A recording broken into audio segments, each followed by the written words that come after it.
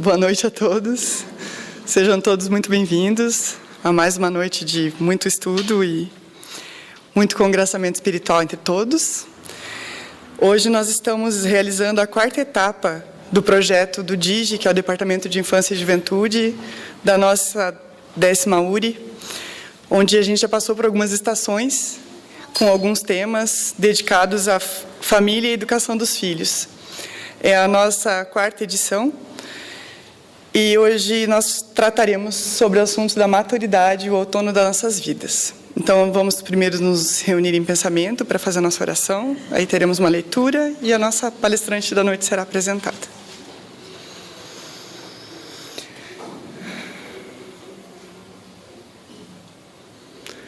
Obrigada, Senhor, por mais uma noite de reunião de corações com os mesmos objetivos, buscando o caminho de luz para a nossa vida. Por essa casa que nos acolhe sempre com tanta boa vontade e tanto amor, e especialmente pelos nossos amigos espirituais que nunca nos desamparam. Ajuda-nos, Mestre Jesus, a termos os olhos de ver e os ouvidos de ouvir para esta noite, que possamos estar abertos, conscientes e prontos para crescermos juntos, em direção à lei do nosso Pai Maior. Abençoa a todos que estão aqui, especialmente a nossa palestrante da noite, e nos ajude sempre, Pai, a lembrarmos desses ensinamentos e desses momentos no nosso dia a dia, fazendo a nossa parte na nossa vida. Esteja conosco, nos amparando, nos guiando a partir de agora. Que assim seja. Então, a nossa querida amiga é aqui da CEPAL, também é palestrante da URI. O nome dela é Ariana Carvalho e tenho certeza que todo mundo vai gostar muito. E a gente gostaria de novo de dizer que sejam todos muito bem-vindos. Esse momento é para a família também e para os jovens, lembrando que a gente tem evangelização para a juventude, para as crianças, momentos com muito aprendizado também na sala, estão todos convidados. Nós teremos um texto agora que a nossa evangelizanda Bruna vai ler. Pode, por favor, chegar, Bruna. E após isso a Ariana vai nos conduzir. Boa noite. Esse daqui é o livro Adolescência e Vida, de Edivaldo Franco, pelo espírito Joana de Ângeles. Torna-se urgente o compromisso de um reestudo por parte dos pais e educadores em relação à conduta moral, que deve ser ministrada às gerações novas, a fim de evitar a grande derrocada da cultura e da civilização que se encontram no bordo mais sombrio da sua história. Esse investimento, que não pode tardar, é de tal importância para a construção da nova humanidade, partindo da criança e do adolescente, antes que os comprometimentos de natureza moral negativa lhes estiolem os ideais de beleza e de significado que devem possuir em relação à vida.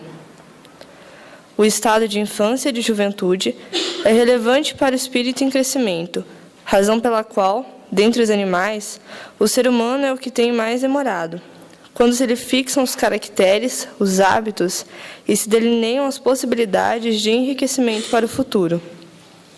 O ser humano é essencialmente resultado da reeducação, carregando os fatores genéticos que o compõem como consequência das experiências anteriores, em reencarnações transatas. Modelá-lo sempre, tendo em vista um padrão de equilíbrio e de valor elevado. Faculta-lhe o desenvolvimento dos valores que lhe dormem latentes e se ampliam, possibilitando a conquista da meta que se destina, que é a perfeição.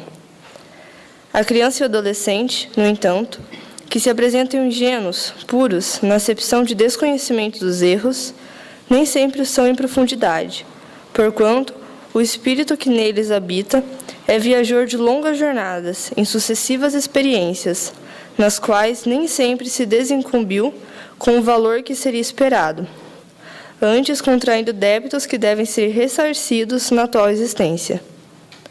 Em razão disso, torna-se necessária e indispensável a educação no sentido mais amplo e profundo, de maneira que lhes sejam lícitas a libertação dos vícios anteriores e a aquisição de novos valores que contrabalancem, superando-os. Cuidar de infundir-lhes costumes são desde os primeiros dias da existência física, porquanto a tarefa da educação começa no instante da vida extrauterina, e não mais tarde, quando o ser está habilitado para a instrução. Para esse formoso mister, são indispensáveis o amor, o conhecimento e a disciplina, de maneira que se lhes esculpam no imo as lições que os acompanharão para sempre. Boa noite.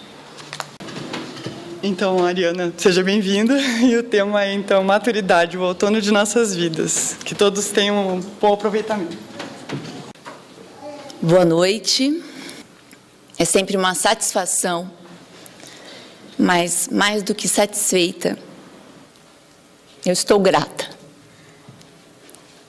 pela oportunidade de trabalho, pela oportunidade de poder estudar esse conteúdo que nós vamos conversar hoje. E que talvez, se não fosse por esse trabalho, só conheceria quando estivesse chegando a essa fase cronológica, biológica. Quem sabe até desesperada ou desorientada, em busca de um norte. Então, eterna gratidão à doutrina espírita, a Deus, a Jesus, a essa casa que nos acolhe, ao Departamento de Infância e Juventude, à vida, por já podermos ter contato com tamanha beleza, tamanha grandeza que nos orienta e nos norteia. A vida é formada por ciclos. Tudo na vida é um ciclo. Nascemos, somos vinculados à nossa mãe. E não percebemos de início já a nossa individualidade. Com o passar do tempo, essa criança passa a se interessar pelo espelho físico, a se identificar, a se perceber fora a sua própria mãe. Existe alguém ali que não seja só aquele que está lhe ofertando o colo, o seio materno, o ventre. E o tempo continua passando. E essa criança, na sua identificação, passa a formação do seu ego. Tudo é meu, isso é meu, essa casa é de mim, essa bola é de mim. E são necessários limites e frustrações para colocar esse ego no seu lugar, mostrando a ele que quem comanda é o self, a verdadeira essência. E na fase infantil, os pendores, os maus pendores, como já nos orientam os espíritos benfeitores, podem ser controlados, podem ser aparados, limados com uma maior facilidade. Então, por isso, a importância da dedicação nessa fase em que o ego ainda está extremamente inflado, importante nesse momento, para que esse sujeito se identifique como indivíduo que é eu, ego, fora do eu, mãe, materno. Entretanto, por vários motivos, a gente pode encontrar adultos ainda com esse ego inflado, insuflado, que ainda está na fase isso é de mim, tudo de mim, dá para mim, tudo é meu. E nesse contínuo, nós vamos existindo e muitas vezes sem realmente viver a verdadeira vida. Enfocando objetivos equivocados, tendo como referencial a matéria e não o espírito, o efêmero, e não o que é verdadeiramente eterno. Mas Deus, na sua infinita misericórdia, nunca desiste de nós. E vai nos oportunizando situações para que nos despertemos para a verdadeira vida, para que a gente possa refazer a nossa função transcendente, para que a gente possa se religar com o self. Essa ligação ego-self. E assim vamos fazendo as nossas inúmeras jornadas heróicas da alma, aceitando ou não o chamado para o desafio. Quantos desafios nessa jornada?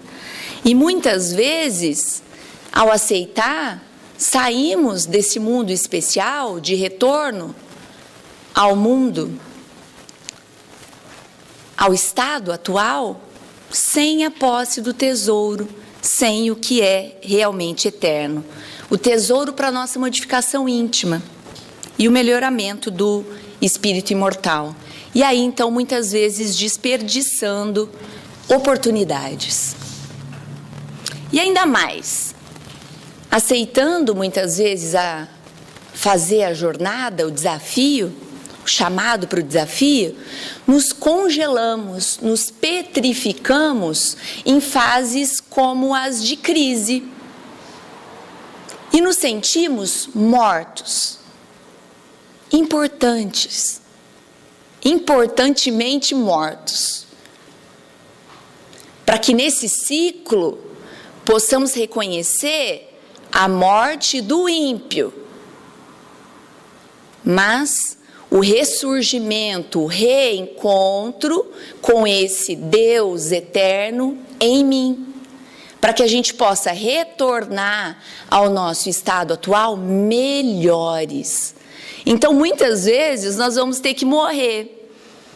E aqui a gente não está falando da morte física. A gente se sente de cabeça para baixo. Não precisava, mas é uma opção. Mas que possamos ter em mente, e é isso que a doutrina espírita vem nos oferecer, o conhecimento para ser utilizado, para que sejamos sábios, utilizemos o conteúdo na vida, na existência. E aí, então, nesse reconhecimento, quando estamos tendo a abordagem da vida, e naturalmente vamos ser abordados nas nossas fragilidades. E que nesse momento de crise, nós possamos curtir a nossa crise.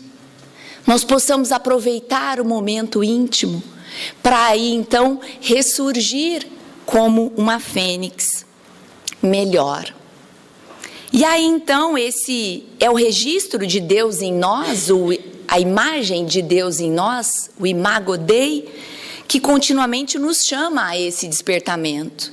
E vai então trazendo à tona conflitos, benditos conflitos. Obrigada, Senhor, por esse desafio. Obrigada, Senhor, por esse sofrimento. Muitas vezes passamos desapercebidos por essa frase em o Evangelho. Porque por meio desses conflitos que deveriam ativar em nós, na nossa consciência, o nosso autoconhecimento. Porque para passar por essa crise e reconhecer em nós esse Deus, precisamos olhar para dentro. E aí é o que muitas vezes nos choca. A solução, o despertamento, o caminho para o sucesso na existência não está em olhar para fora, mas em olhar para dentro. Em aproveitar esses momentos, então, de conflito para nossa autoconsciência. Mas que, não raramente, desperdiçamos a oportunidade, nos fixando em revoltas, nos fixando em reclamações, nos fixando na nossa autocomiseração. Ah, vida, ó céu, ó azar, só acontece comigo, tudo é ruim, nada tá bom. Mas é sempre tempo para despertar. E a hora é agora, sempre. E a psicologia dá um nome para isso: metanoia. A crise da meia-idade, e que até pouco tempo a gente entendia como meia-idade cronológica mesmo. Então, se a gente vive em torno de 70, 80 anos, então eu vou ter esse despertamento, essa metanoia, essa crise com os meus 35, 40 anos. Mas a gente vê jovens, adolescentes já passando por esse momento, por essa fase, e muitas vezes encontramos aqueles que já estão de partida desse plano para o nosso lugar de origem, para o nosso plano de origem, sem fazê-lo. E aí vem a nossa querida Iris Sinotti nos explicar melhor isso. E que essa divisão nada mais é do que o antes e depois do nosso despertamento para o verdadeiro eu. Quando eu começo a despertar para o que realmente vale a pena. E aí, então, nós vamos fazer o nosso balanço. O balanço da existência até aquele momento. E como é que está o nosso saldo? Positivo ou negativo? É disso que a gente vai conversar hoje. É disso. E aí, então, de uma forma poética, como vem trabalhando o nosso querido Haroldo Dutra Dias, quando nos apresentou a obra Paulo Estevão, o nosso querido Marlon Reikdal, quando trata do cultivo das emoções, apresenta para a gente as estações do ano. Um ciclo: primavera, verão, outono e inverno. A primavera, que já conversamos sobre ela, a infância e a adolescência de nossa existência. O verão, a juventude e a adultice da nossa existência. O outono, a maturidade da nossa existência. E o inverno, a velhice. Que são cenas do próximo capítulo, né, Cris? Hoje, então, a gente vai conversar sobre o outono. E eu trago aqui uma definição para vocês verem se guarda relação com o que a gente quer conversar, que é a maturidade, e está registrado lá no Cultivo das Emoções, a obra do Marlon, do nosso querido Marlon, lá na página 222. Olha lá o que fala. O outono é caracterizado pela perda do potencial energético. A gente está falando, nesse momento, da maturidade cronológica, biológica. E pela queda da temperatura. Então, a gente já não está tão mais aceso. A gente já está se recolhendo. As noites são mais longas. Então, será que a gente está falando da noite escura da alma? Será? É o período mais associado a uma nostalgia, as lembranças, as recordações e até ao declínio da existência. Devido à queda das folhas amareladas, representa um momento de transformação na vida, ocasião em que se termina um ciclo para começar outro. Então, nesse momento, para a maturidade, a gente pode pensar em um amadurecimento ao longo da nossa existência. Lembrando que nós não estamos restritos ao berço e ao túmulo período muito curto. Nós podemos, e é mais fácil entender, por que todo esse processo de transformação pode ocorrer em qualquer fase de amadurecimento dentro da nossa fase biológica. Então, como falamos, eu posso ser jovenzinha e ser mais madura do que os meus pais. Como pode isso? Se nós não extrapolarmos para a segunda palavra do dicionário cristão, como nos traz lá nas instruções dos Espíritos, quando fala da lei do amor, fala da primeira palavra, o amor, para esclarecer, para nos orientar. E a segunda, a reencarnação. Então, a pluralidade das existências. É mais fácil nós entendermos que nós não somos uma folha em branco, mas que nós trazemos conosco de outras existências os nossos aprendizados, as nossas deficiências, e isso é o que vai colaborar ou dificultar o nosso amadurecimento ali.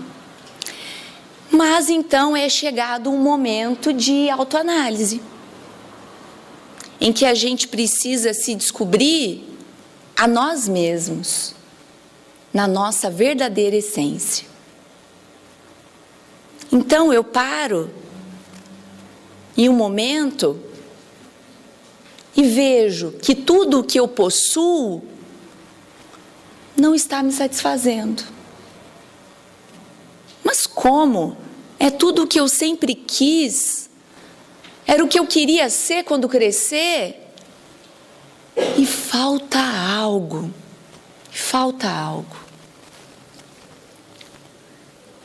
E aí nós já vamos travando contato, liberando algumas conexões, e aí então os nossos benfeitores vão se aproximando da gente, nos percebendo que nós temos potencial. Afinal, somos o filho do cara, filhos de Deus, e o temos em essência. Podeis fazer o que eu faço e muito mais. E aí então resolvemos aceitar esse desafio, resolvemos partir para essa jornada difícil, porque muitas vezes percebemos que até aquele momento da existência enfocamos no alvo equivocado. Mas foi questionado, e aí o espírito Camilo, pela mediunidade do nosso querido Raul Teixeira, deixaram registrados na obra Desafios da Educação, quando fala da educação e da madureza. Mas, eu identifiquei que então eu preciso receber orientações, agora eu preciso. Depois de adultas, as pessoas precisam continuar a se educar? Onde se daria essa educação? Na vida, na escola, no centro espírita? Em livros? E aí? Com os nossos filhos que estão nascendo agora, conosco um pouco mais despertos, a gente já sabe o que fazer. Evangelização, evangelho no lar. Falar mais de Jesus para eles. Mas e agora? Eu, adulto, como é que eu vou orientar a minha prole se sou eu que estou precisando de orientação? E aí eles respondem: a educação, em termos bem amplos, é processual, é um processo. E sendo assim, não se esgota na infância ou na mocidade.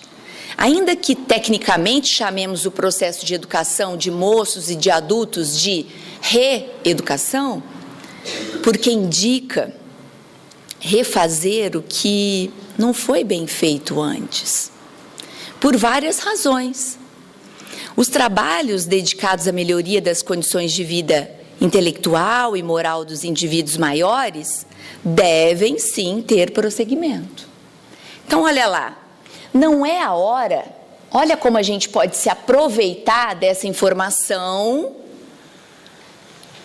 atendendo aos apelos do ego ou do self, do eterno ou do efêmero.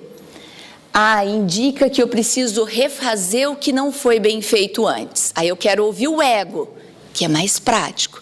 A culpa é da minha mãe, do meu pai, que não sabiam e não me orientaram, ou que me orientaram errado, nananã. A gente está aproveitando a orientação? Não está, a gente está desperdiçando. E aí, se formos pensar naquilo que é o cerne de todos os males que está na nossa sociedade, de todos os males que estão em mim, quem está ali no processo radical? O meu orgulho e o meu egoísmo. Como assim? Porque são os meus pais, não podem errar, não podem ter se equivocado. Porque são os meus. Olha o orgulho. Os seus podem, não tem problema. Mas os meus, e aí eu me revolto. E aí eu me percebo revoltada. E naquele Deus em mim, lembrando que eu deveria ter gratidão aos meus pais, honrar pai e mãe, vem o processo de culpa. Olha que louco. Era muito mais fácil a gente... Não, beleza, tem que refazer? Vamos lá, tudo bem. Não, a gente prefere o caminho mais tortuoso, mais difícil. Mas tudo bem, a gente tem jeito, né? Então, seguindo, o que o Camilo diz para a gente? Que esse processo educacional dos adultos será tão mais intenso e proveitoso quanto seja grande a disposição desses adultos para aprender. E aí, quem está disposto? Eu. Então, beleza. Então, vamos montar um grupo de estudos. Quem está disposto? Mas arrumar tempo é tão difícil, né? Então, qual que é a minha disposição? Qual é o meu tempo? Para mim. Seja através de livros, dos ensinos e tarefas do Centro Espírita, seja por meio de cursos diversos nas escolas laicas, cujos conteúdos venham ao encontro de sua vontade de aprender e crescer, desenvolvendo luz interior e forjando experiências no campo de sua existência. Mas vale repisar, se não houver vontade ferrenha, não é qualquer vontade, não é a vontade dos lábios, é a boa vontade. Se não houver vontade ferrenha do adulto em reeducação, a norma será um erro sobre outro. Essa vai ser a regra. Uma complicação sobre outra e frustrações sem fim. Frustrações sem fim. E mais uma vez, não precisava ser assim. A frustração aí, ela só vai ser importante porque ela vai ser didática, educacional, dizendo para mim, toda essa sua escolha, se você ainda está frustrado, é porque foi uma escolha equivocada. Mas a gente precisa olhar para a gente, para as nossas escolhas, para o nosso comportamento. E aí, então? E o que nós estamos investindo? A resposta vai guiar mais ou menos o tipo de momento que eu terei na maturidade. Então, quando chegar esse momento de introspecção, em que eu já percebo que a minha função como adulto na sociedade já está próxima de ser cumprida, que a minha função como pai, como mãe, já está próxima de ser cumprida, que os meus rebentos já tiveram as suas asas crescidas, protegidos, formados e seguiram os seus caminhos. E eu, nesse momento, baseado no que eu investi, no efêmero ou no eterno, como que vai ser a minha postura nesse momento de avaliação? Lembrar que aqui nós não estamos defendendo que temos que relegar a matéria a segundo plano, de maneira nenhuma. Porque senão seríamos um peso para a sociedade, não é verdade?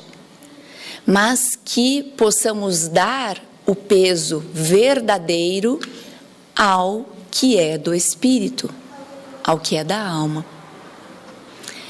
E aí então, é sempre momento para recomeçar.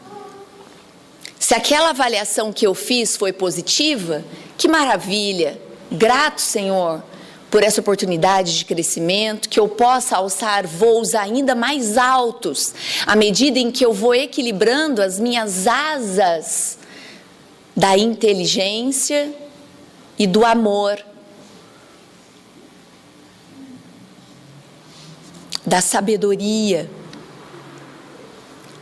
Então, que se eu extrapolar e desenvolver a minha inteligência e relegar ao segundo plano o sentimento, o amor, eu não vou conseguir bater asas de forma eficiente.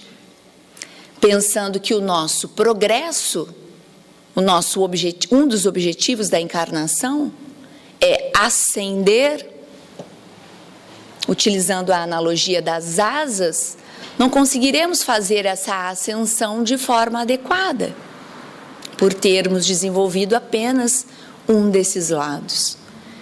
Então, é para aproveitarmos o momento para crescermos e não para nos petrificarmos em processo como os de culpa, por exemplo. Por que que eu não fiz? Eu deveria ter feito. Essa não é a indicação divina. Essa não é a orientação que nós temos, porque nos congela, nos petrifica e vai contra aquilo que Jesus veio exemplificar para a gente na Terra.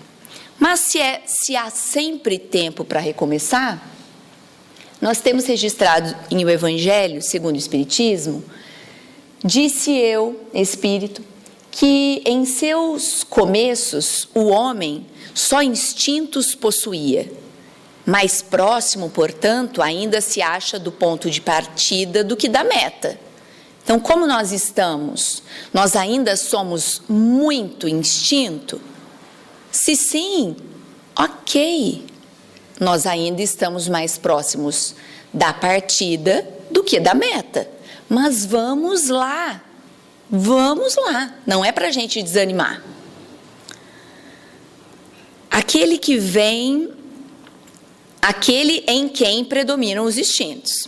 A fim de avançar para a meta, tem a criatura que vencer então esses instintos, em proveito dos sentimentos. E isso é, que aperfeiçoar esses últimos, os sentimentos, sufocando os germes latentes da matéria. Então, esses germes, o instinto está em nós e é importante. Já foi bem mais importante, porque é o que nos fez manter a vida biológica e muitos dos nossos processos existenciais, como o da era das cavernas. Se não tivéssemos o instinto de matar, por exemplo, morreríamos. Mas não estamos no tempo das cavernas mais. Então, já houve uma evolução. Então, é necessário que façamos essa avaliação para ver o quão próximos do sentimento nós estamos em relação aos instintos. Mais próximos da partida ou mais próximos da chegada da meta. O espírito precisa ser cultivado como um campo. Toda riqueza futura depende do labor atual. Agora é a hora que nos granjeará muito mais do que bens terrenos, mas a elevação gloriosa.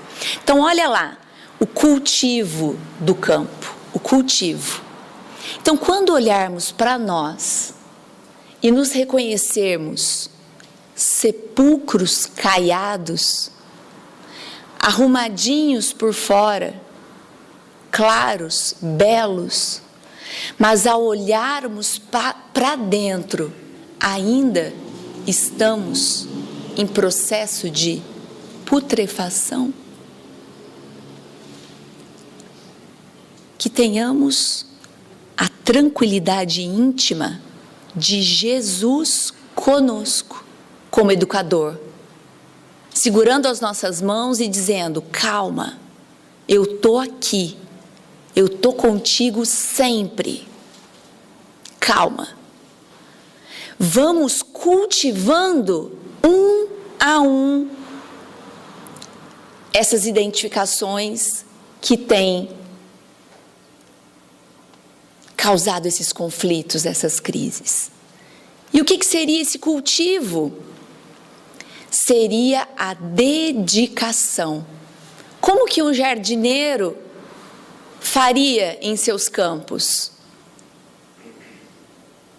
Não ofereceria o seu melhor para que bem cultivado desse as flores, os frutos que pudessem ali alimentar?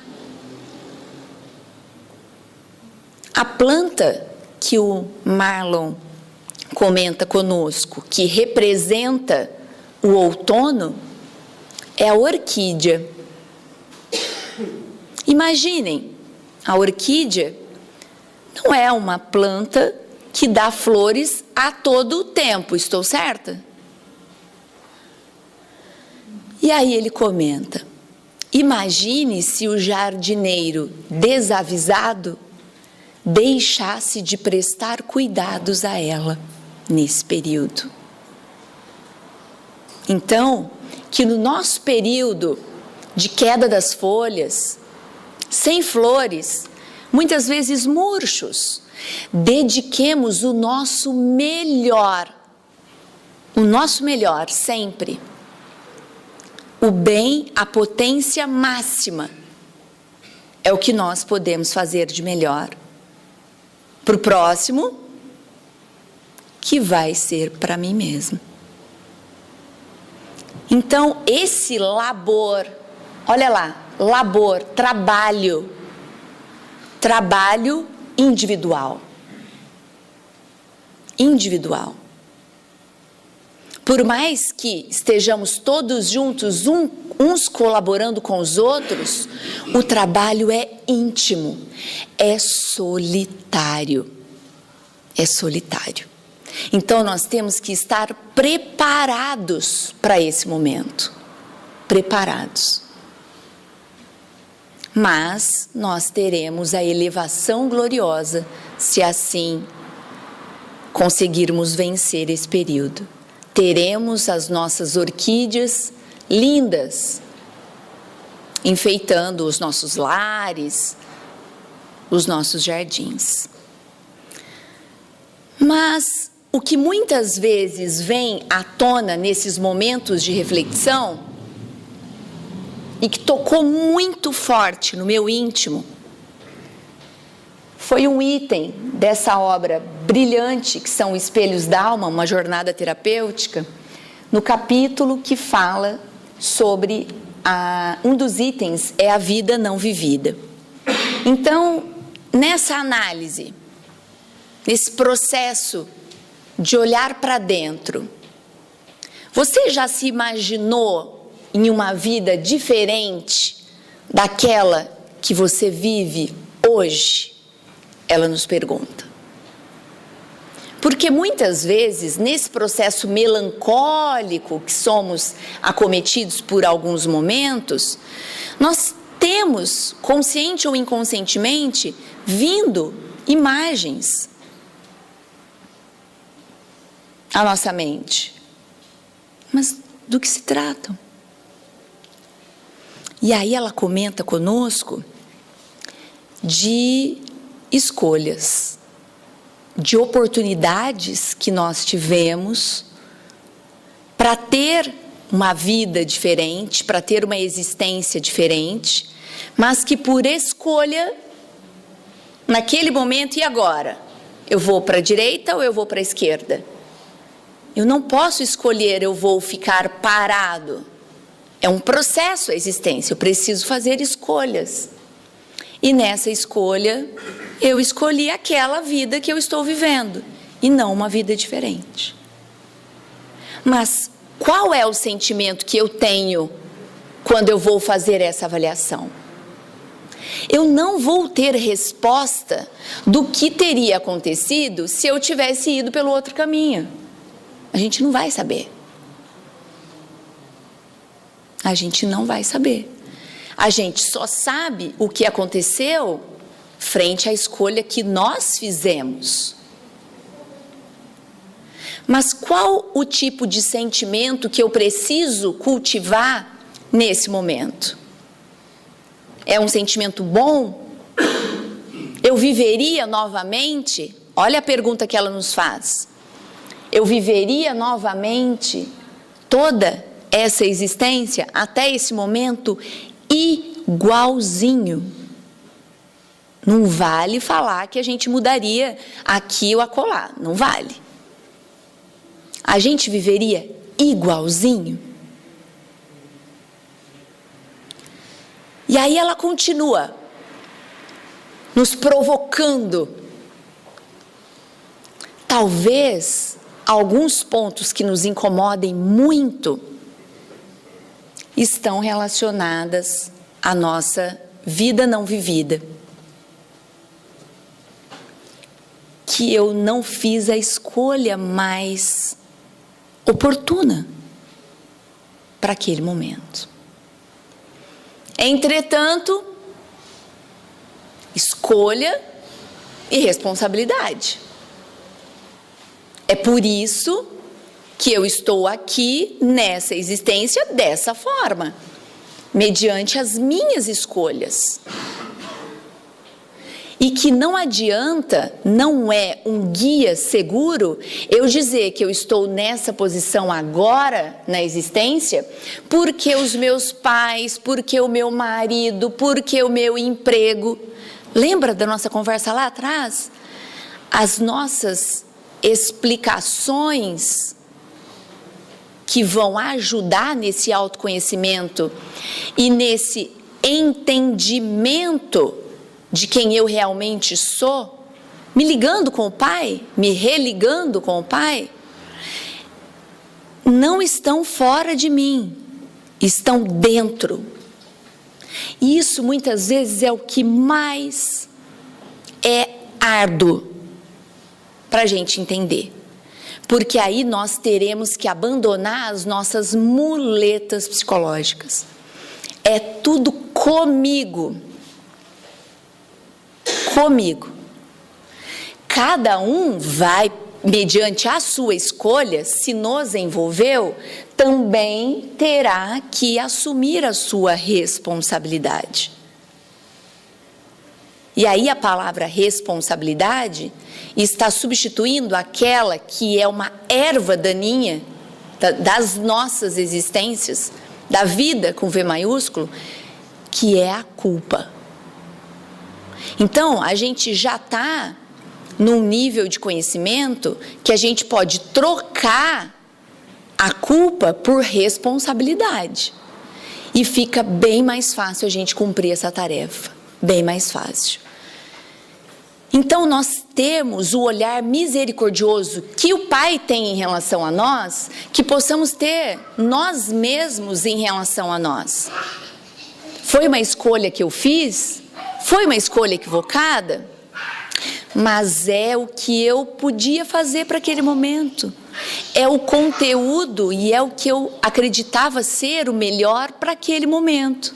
Se eu pudesse, e eu posso fazer diferente, então que eu faça a partir de agora, que é a célebre frase lá do nosso querido Chico Xavier. Então, como que nós vamos perdendo a nossa autenticidade? Quando que a gente deixa de ser quem a gente realmente é? Depende de cada um de nós. Às vezes, a gente pode assumir a nossa primeira máscara lá no Gugu Dadá, na primeira infância, quando a gente percebe que se eu pego o meu brinquedinho e coloco na caixinha, o meu pai e a minha mãe vêm ali me dar beijinhos. Então, eu vou, então se eu fizer alguma coisa que eles gostam, eu vou ser recompensado. E aí a gente passa a extrapolar e a não fazer realmente o que a gente acredita ser o melhor, mas o que a gente acredita que vai ser melhor recompensado pelo outro. Porque se eu disser que eu sou egoísta, que eu sou invejosa, que eu sou isso e aquilo, ninguém vai querer ser meu amigo. Então é muito mais fácil eu ser querida, mas eu vou perdendo a minha autenticidade. Algumas das máscaras são necessárias, não é? Porque senão teríamos comportamentos exacerbados, discrepantes na sociedade. Que é o super sincero, já ouviram falar? Não precisa, né? Então, mas aqui a gente está falando do que nos faz perder em nós mesmos, perder a nossa própria essência. E aí vai chegar uma hora que eu fui tão eficiente na construção dessas máscaras em mim, que eu já não sei mais quem eu sou. Do eu autêntico, original, vamos ter que buscar lá nos recônditos da alma, fazendo aquela perfuração profunda no íntimo para descobrir realmente a nossa essência. Mas ainda assim é possível. É possível. Então, quem que eu sou além dos papéis que eu interpretei? Não é fácil muitas vezes a gente fazer essas questões para a gente. E são essas questões que a psicologia profunda vem nos orientando como o caminho. A hora que eu despertei, que eu aceitei o chamado para a aventura de viver realmente a verdadeira vida, que eu possa então começar, é muita coisa, vamos uma de cada vez. Eu começo por onde, pai? Primeira pergunta. Pai, o que queres tu que eu faça? E a gente vai cair do cavalo.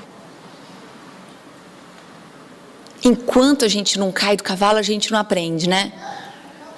E aí a gente fica cego. Mas a gente tem que percorrer esse caminho de Damasco, essa estrada de Damasco, não tem jeito. Mas, para poder atingir essa transformação, como de Saulo para Paulo, vale a pena, não vale? Então, temos a proposta de saúde na madureza, em que podemos passar aí daquela lagarta feiosa, mas aí extremamente útil, a bela borboleta. Mas que, se equivocadamente, de forma externa, eu venha ali, no primeiro casulo, e tente ansiosamente, para ver a bela borboleta, quebrar esse casulo, a borboleta morre. Ela precisa do processo para chegar a esse ponto. E com a gente é a mesma coisa. Não tem fator facilitador externo. Tem interno. A partir do momento em que eu decido trabalhar no bem. E aí, então, ele fala pra gente, com o que a gente está enfocando? A gente está na maturidade enfocando o declínio da nossa energia? Se eu enfoquei até aquele momento no que é da matéria, realmente imaginem o quanto deve ser difícil. Você passa uma existência cultuando o corpo, e aí chega na maturidade não ter mais o corpo da juventude? Realmente. Então o foco dos atrativos físicos, aquele meu esposo que eu escolhi, já não tem conexão mais comigo, porque eu não escolhi pela sua essência, mas pelos seus atrativos físicos. E o ninho vazio? Quando eu chego na maturidade, que o meu ninho esvazia, se eu enfocar nisso, é o meu declínio. Se eu não estou preparada para liberar esses rebentos, eu criei para libertar. Porque se eu libertar, ele volta. Se eu prender, não. Eu me preparei para eu olhar para mim mesma, para eu voltar a ter a vida a dois no lar? Para eu, já na maturidade mais madura, percebendo outras coisas que na juventude a gente não percebe, eu estou preparada para perceber agora que o turbilhão está diminuindo, né? E viver a vida dos filhos, a gente passa a viver a vida dos filhos, e aí eles saem, e a gente vai viver a vida de quem agora?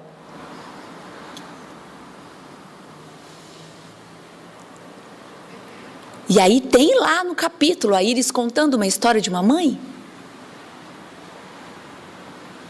Como é que ela vai viver a vida agora? E ainda vai ter que ouvir, larga do meu pé. Imagine que dificuldade. E aí perceber alguns pontos que aquele seu companheiro de jornada tem, porque você também tem, só que muito ocupada com a vida dos filhos, você não notou. E aí agora, naquele silêncio de novo, da dupla, do casal, você passa a perceber. E aí é nesse momento que muitos casamentos, muitos matrimônios se desfazem, porque a gente não veio ao longo da existência se preparando para viver a vida a dois de novo. Quando a gente vive, então, o foco nas nossas convenções sociais equivocadas, aí a gente cai do cavalo de novo, porque as convenções caem por terra. E aqui o foco no corpo físico, que nós já havíamos comentado. Mas aí a gente tem outra proposta, uma proposta de saúde, que é o foco na oportunidade da existência. Obrigada, Senhor, por esses desafios, mas eu estou viva. Eu estou ocupando um corpo e eu estou viva. Porque muitas vezes ocupamos o corpo, temos vida, mas estamos mortos. Que possamos enfocar no entendimento das fases da existência. Então, quando eu olhar para trás e eu lembrar daquele oba-oba que era na minha juventude, mas que agora eu já consegui me despertar e ver que a vida não é esse oba-oba, que eu não me apegue às coisas que já passaram, mas que eu possa fazer melhor a partir de agora. Então, o que vem acontecendo aos longos das fases da existência? Então eu preciso, não tem como, antiquíssimo isso, autoconhecimento, autoanálise, o olhar para dentro de nós. Então a gente precisa enfocar na identificação do que verdadeiramente é eterno, o foco no espírito imortal, na ampliação da família, como entendia Jesus. Então eu não faço apenas para os meus que estão no meu ninho, Agora o meu ninho esvaziou, eu vou extrapolar, eu vou trabalhar no bem. Eu vou aproveitar o tempo que eu dedicava aos meus filhos e levo e faz e acontece e resolve. Eu vou colaborar com os outros, afinal somos todos irmãos em humanidade. E o foco no equilíbrio. Então que a gente possa ter a madureza de transitar entre os polos, mas retornar ao ponto médio, ao equilíbrio. E aí então criada a família, olha que lindo isso. Reforça, então pensa, chegamos lá na maturidade, e aí ó céus, ó vida, ó azar, tô com dor aqui, tô tendo essa doença, tô tendo essa dificuldade, não consigo mais fazer o que eu fazia, a minha virilidade não é a mesma. Será que é isso? Vamos ver o que eles têm para falar para a gente. Criada a família, reforça a tua certeza de que o Criador, olha que lindo isso, elastificou o teu tempo no mundo. Eu falo com alguns amigos, quando me dizem, ai, nossa, meu pai está passando por isso. E, querida, agradece a Deus dele estar passando por isso, só passa por isso quem tem pai nessa idade. Quem não tem pai nessa idade não vai passar por isso. Quem o pai já desencarnou prematuramente não vai saber o que é a doença da velhice. Então agradece, porque olha lá, o Criador elastificou o teu tempo no mundo para que te aprimores, para que te aformoseis, para que te faças mais suave e doce, mais compreensivo e amoroso, libertado do egoísmo e das culpas, de modo que penetres mais tarde, vitorioso, feliz, na posse da luz espiritual que tenhas feito por merecer. É a meritocracia. É o meu cultivo, a minha semeadura, o meu cultivo, a minha colheita. Bonito, não é? E aí dentro dessa maturidade, a experiência dos avós. Todo um ciclo de vida vivida pelos pais agora recomeça na existência dos filhos. E aí, muitas vezes, será que eu tenho que ser pai e mãe duas vezes? Só se for no sentido educativo. Se for para tentar fazer para o meu neto aquilo que eu acho que eu não fiz para o meu filho, já estamos nos equivocando. Então, agora eu estou sendo agraciado com as honras de ver os filhos dos meus filhos. Acompanhar o desenvolvimento, cooperar no processo da sua felicidade. Olha a maturidade aí, a experiência de ser avós. Mas aí a gente tem um manual de boas condutas, que, claro que tinha que ser uma mulher, né? Teresa de Brito trouxe para a gente. Exercitar a virtude do respeito a seus filhos na orientação dos netos. Não tomar sobre os ombros o dever de criar, de educar os netos, apenas justificando tal conduta nos casos de orfandade ou de desajustes morais de tal monta que o bom senso e o amor ao próximo, mais próximo, assim o determine. Os avós também têm seus próprios deveres frente à marcha para o fecho da vida. Então, se ele se dedicar só ao neto, e a existência dele? Como é que vai ser o fecho dessa existência? Se desejar colocar-se perante os seus netos, dialogue com seus filhos antes, fazendo aceitar o seu ponto de vista. Nunca esqueça que é muito desagradável, desrespeitoso mesmo, a sua intromissão não solicitada. Assim, nas discussões, silencie com naturalidade, coibindo em si mesmo a mania de ter que opinar sobre tudo, ou tudo determinar.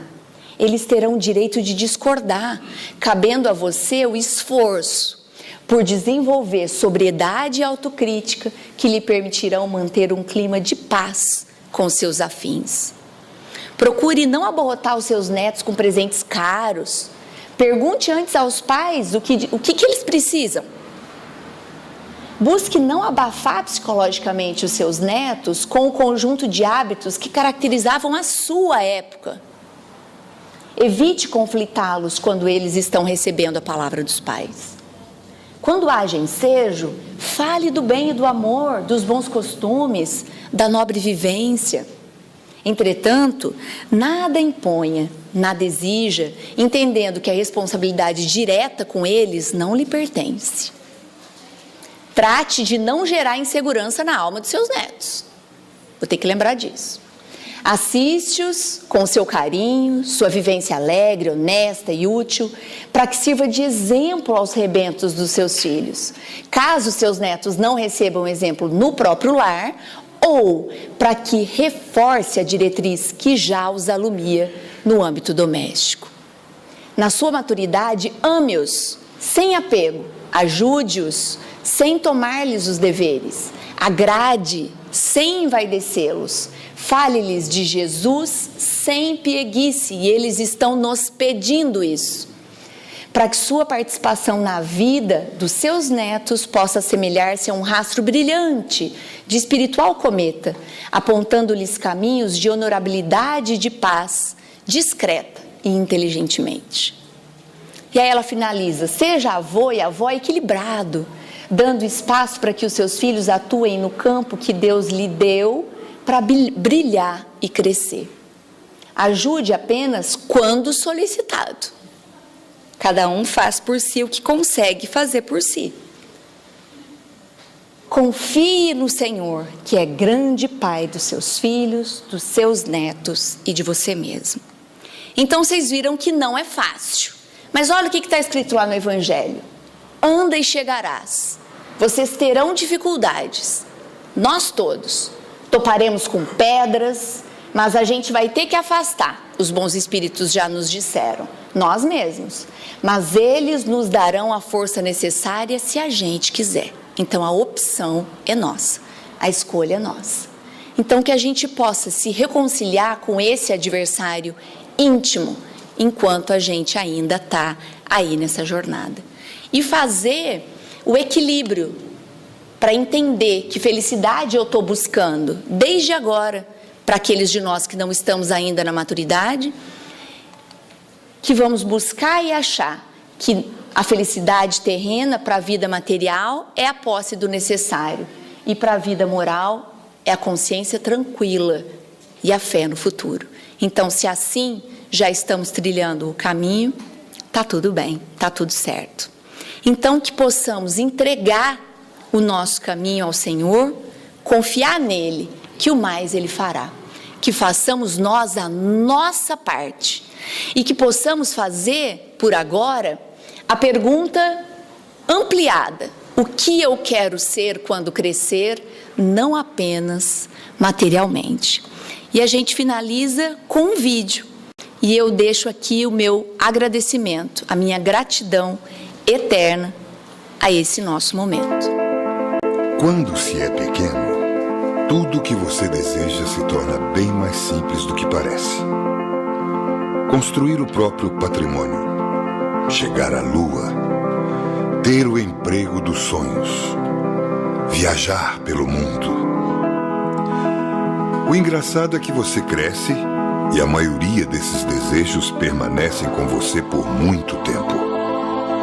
Alguns vão continuar apenas como sonhos. Outros podem até virar realidade.